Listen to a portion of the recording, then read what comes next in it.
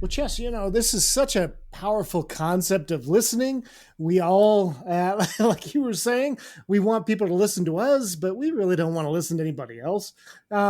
So, how curious are we as leaders, as family members? That's the gateway, she says, to understanding.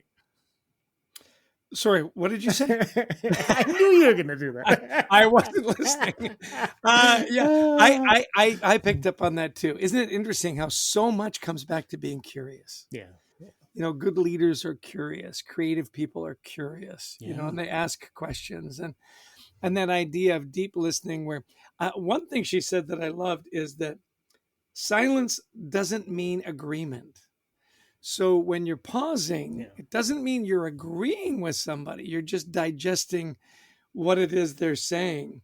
And then, when she talked about listening to yourself, she said something. She said, when you listen to yourself and go for a walk, and if you're in the woods or near water, it surfaces the shadows. I thought that was Yeah. such an So interesting she way to mentioned explain. that a few times. Shadows. Yeah. Yeah, surfacing the shadows that maybe you haven't been listening to, that you need to give a little voice to. Yeah. And once you can really listen to yourself, you're better equipped, was the word she used, to listen to other people. That was deeply meaningful to It me. was, yeah. That give that part of you a voice. I wrote down those shadows that may be, a little uncomfortable to think about.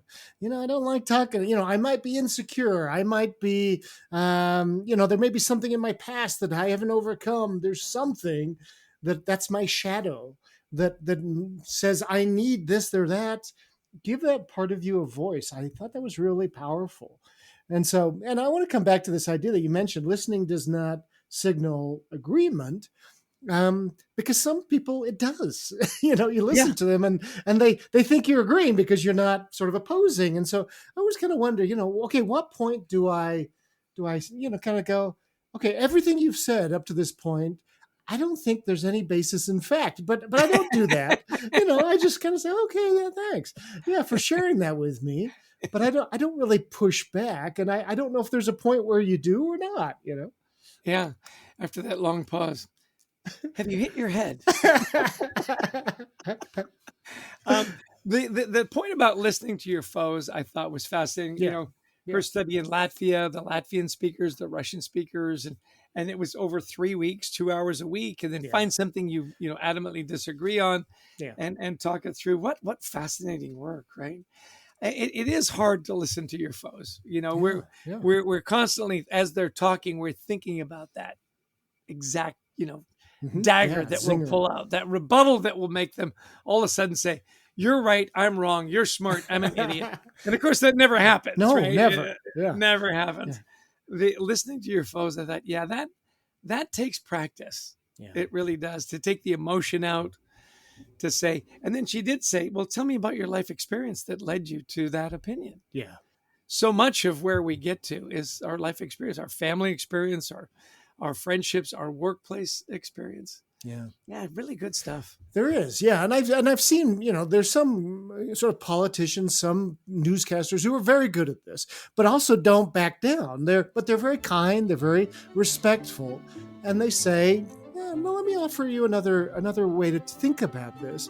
And I think that's the way we should be. Is that you can listen, but again, as she's saying, don't just listen ready to rebut, but listen with an open heart, an open mind. I think that's really powerful. One of the best listeners I know, Chess, is our producer, Brent Klein. Would you agree? Yeah, it's like through the whole podcast, you can just hear him listening in the background.